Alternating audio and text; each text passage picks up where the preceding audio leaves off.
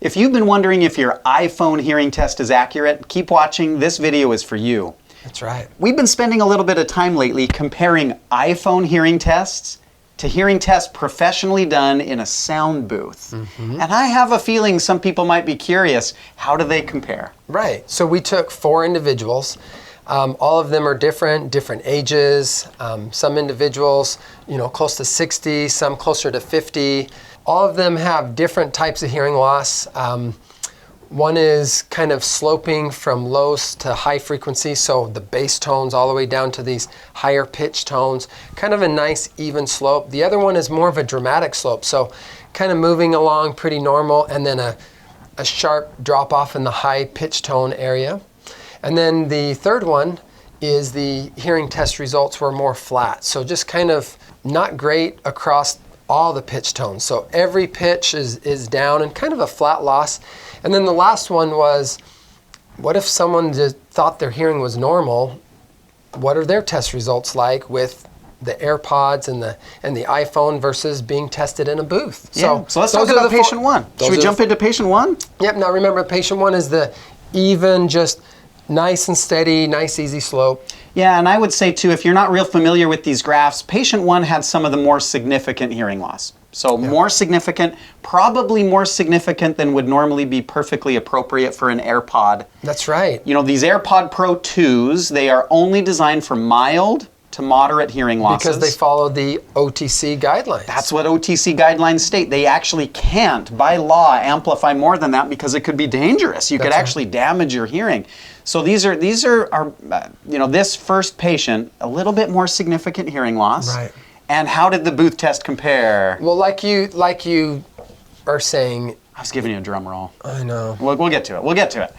I know. I kind of blew that up. Sorry. No, go. Let's go back. So how they compared is that they were pretty similar with patient 1. With patient 1, even though her hearing loss, we knew it would go beyond the fitting range, the test from the iPhone is trying to be as accurate as it can be from 0 decibels down to 100 decibels. And so that's a huge range. And for patient 1, the only area that there was a pretty large discrepancy was out in the highest frequency or the highest pitch range.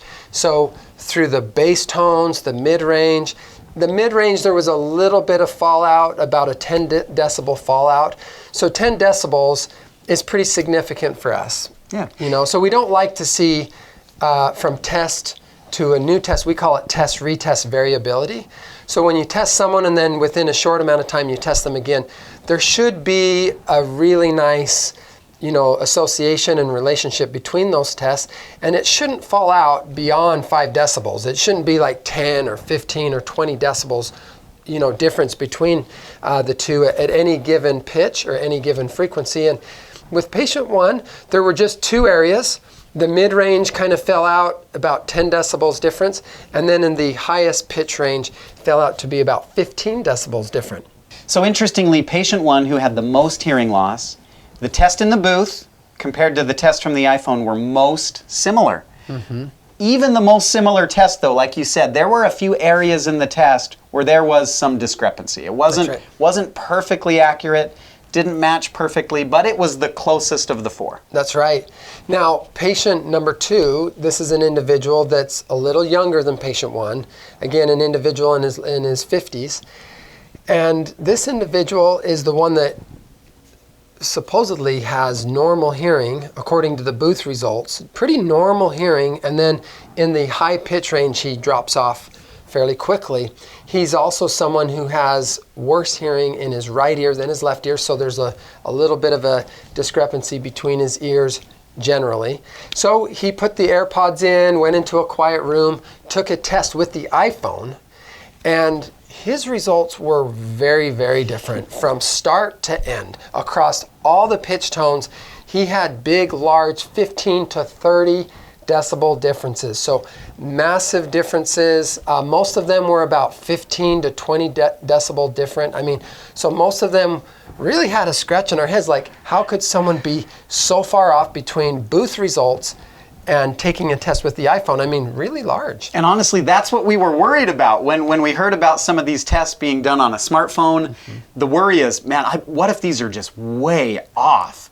And patient number 2, it was way off. Right. But how interesting that patient number 1, they were pretty similar. Whereas patient number 2, now we're talking massive differences. And That's right. of course, these differences they matter because when you're fitting a hearing aid, you want as accurate of a test as possible, or obviously the hearing aid is not going to be amplifying as accurately as it should. So I mean, in vision, like, I'll just use the word vision. With glasses, we're comfortable talking about prescription, right? Your vision, your visual acuity matters. And so if you were underfitting, or you had a prescription that wasn't quite hitting your targets, you would hear better. I'm sorry, let me say that again. You would see better. You would actually be able to have good vision. But then if you put on another set of glasses that was your exact prescription, you would see that much better in difficult environments. Maybe the book or the image you're trying to read has a smaller font, and you're bringing it closer, or you're having to do things to justify and to kind of manage that. But if you had a really good prescription that was right on the money, it makes all the difference. I can speak to that. I may not have hearing loss, yet, but I do have some vision issues, and so having a good prescription matters. it matters. And with patient 2, the concern is with a hearing test from the phone that is significantly worse than the professional test. Yeah. The AirPods are going to be too loud. Yeah. They're just going to be way too loud. So you envision perhaps this person trying this out, putting them in and thinking, holy cow, I can't handle this. I don't like this at all. And In this case, it would be overfit. Way too much sound for patient 2. over-amplifying. Now again, these over-the-counter devices are set so that they can't over-amplify to the point that it's dangerous. So this person's not going to lose hearing. They're just going to be uncomfortable. They're not going to like it. That's right. Tell us about number 3. Who's number 3? Patient number 3 is an individual that's in his 40s. It's a really great guy, a friend of mine. And this individual, his hearing loss in the booth is flat. So a little bit of variation you'll see, but a pretty flat loss. So he's got hearing loss in the bass tones, the mid-range, the high-pitched tones, and it just kind of goes up and down. It's not like patient 1 and 2 at all. And this patient is probably the one I was most interested in, because of all the patients I thought of that are the perfect candidate, in my opinion, he's young, maybe he doesn't want to wear hearing devices yet, but he's totally comfortable wearing the AirPod Pro 2. I thought, this guy may not want hearing devices, may not want traditional prescription devices, and maybe the AirPod Pro 2 will be just exactly what he needs. And so he took the test, and in this case, it came back completely different than the others. Remember, patients 1 and 2, when they were in the booth, the results were better. When they took the test with the iPhone, their results were worse. Lo and behold, kind of a weird, crazy patient, his test results were actually better. He scored better with the iPhone test than he did in the booth. That was the big surprise, wasn't it? That's a big surprise. Big, huge surprise. And so in this case, when he took the test in the booth, usually your test results are better. In this case, they were worse. So he actually has kind of an underfit. He might be trying the AirPods and think, oh yeah, I'm hearing a little bit better. But he's a patient that actually would need more. He would need more sound. And so he was never going to be satisfied with the AirPod because it wasn't giving him enough sound to get to that normal hearing or near normal hearing range. Yeah, I agree. That one is the biggest surprise. You would not expect the phone test to show better hearing than the professional test in the booth. Yep. But that's what we saw with patient number 3. And of course, we scratch our heads and we wonder why. How could that be? When you're taking a test on your phone, there's variability. Right. The environment that you're in can change. The way it fits in your ear, like the AirPod has different tips that improve the fit. And in this case, when you're taking the test, it actually prompts you to look for the best snug fit, and then you put it in. And then after you put it in, it actually shows you if the fit is good enough to take an accurate test. And it'll tell you, you need to change your tip out because we don't have a good seal as it does a little test. So I have lots of reasons as to why a test with your phone could be worse. Right. Maybe you're in a loud environment, maybe the fit wasn't good. It's hard to say why a test from your phone would be better. I don't know, maybe his ear is unique in the way it's shaped, and maybe that AirPod just fits in there I don't know. I really don't know why it would be better on the phone. But I think the bottom line is we're not seeing a ton of patterns between phones and tests done professionally in a sound booth. But what we're definitely seeing is that they're not the same. And maybe too much variability. We're okay with a 5 decibel difference at a few pitch tones. Maybe not all of them, but maybe 2 or 3 that are a little different. But to have variability, you know, with 2 out of the 3 people, that is so significant in such random ways that are even different between patients, it is unique. Remember, I can speak to this a little bit because I had my test done in a booth. And by the way, I am patient number 4. I thought you were going to reveal it. Patient number 4, normal hearing. I know. So yeah, I went into the booth going, pretty sure I'm normal. It's been a couple years, you know, I don't always have my hearing tested all the time or anything like that. Most of the time when we try hearing devices out, we just type in a hearing loss that's kind of a common hearing loss that we see day to day. So I went in there thinking I'm probably pretty normal. Well, the booth results show that I am very, very normal. And then right at the end, at the very last frequency, we call it 8,000 hertz. At 8,000, that high pitched tone, I drop out to 20 decibels. Still normal. Yeah, still considered low normal, end of but normal, right yeah. on the fringe. Kind of low end of Kind of normal. hurt me, you know, kind of hurts Still- the pride a still little normal. bit. Like, yeah, you're good. the old right ear starting to cave a little bit. My left ear was normal across the board in the booth, so no issues with the left ear. The right ear has a little drop right at the highest pitch tone. So I put the AirPods in, I'm in my own room, in my own home, I'm making sure the dog is gone, the kids are, you know, I've got the do not disturb sign on the door, I've shut the door, I've locked the door, and I'm sitting on the couch in my position, I'm really trying to just relax. I'm like, I'm gonna give these my best chance possible. In patient 4, which is me, the hearing results were a little exaggerated again with the iPhone test, meaning when I took the iPhone test, it showed that I had hearing loss, or not hearing loss, but a dip from 4, at 6, and at 8. So a little larger high pitch range, but nothing exceeded 20 decibels, which was nice, you know, but a little different even for those who think their hearing's normal, or you've proven that your hearing's normal by being in a booth, having a proper test. The AirPods showed that my hearing was indeed normal, and it had a little bit of exaggerated, two high pitched tones, which isn't a huge deal, but just a little bit different. My left ear was actually pretty spot on, and that was interesting that the left ear was pretty accurate, you know. Yeah. And Yeah. I would say, and I may have said this already, but taking the test with a professional versus taking a test with your iPhone, it is a little bit different. The iPhone pauses between the pitch tones, the pause can be quite long. And so an individual could become disinterested, just your mind goes places, you wander a little bit, and then all of a sudden, oh, you hear a tone and you click.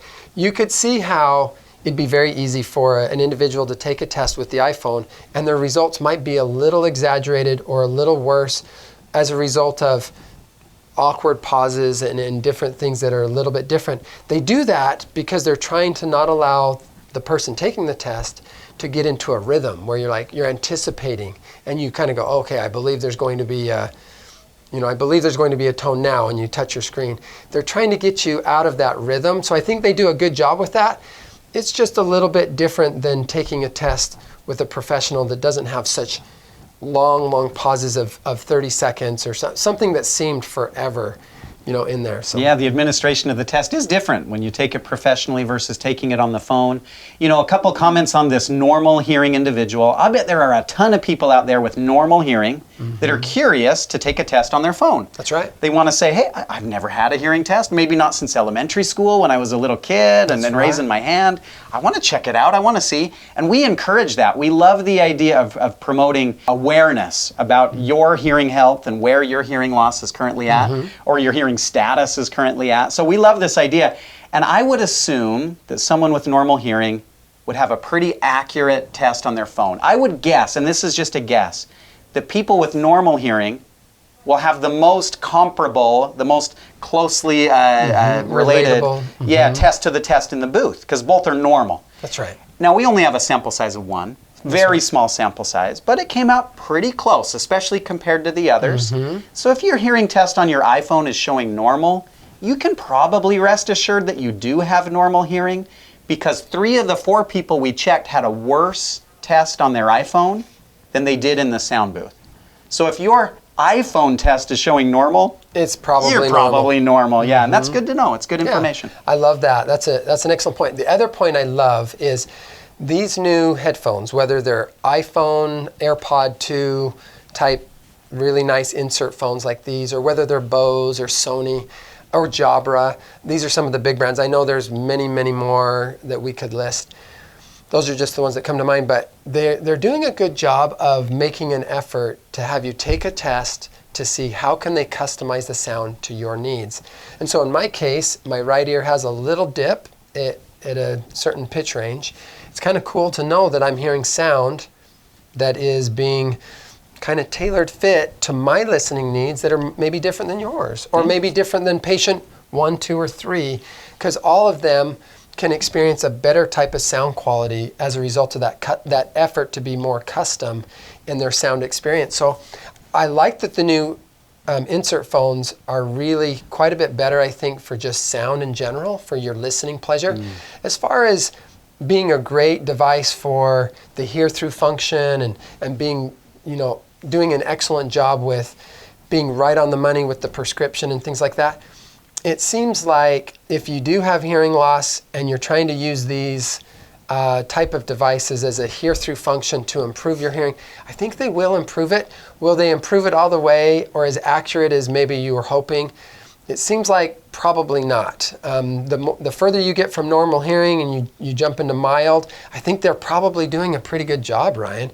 But as we move to moderate loss, and then maybe it's moderate sloping into severe, I think we're starting to get further and further away from good targets, closer to normal hearing, more confidence, better connectivity.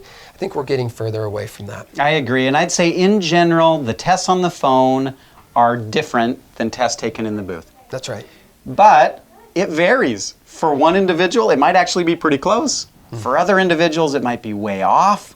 So that variability gives us pause as professionals because, of course, we want you to have the most accurate fitting as possible.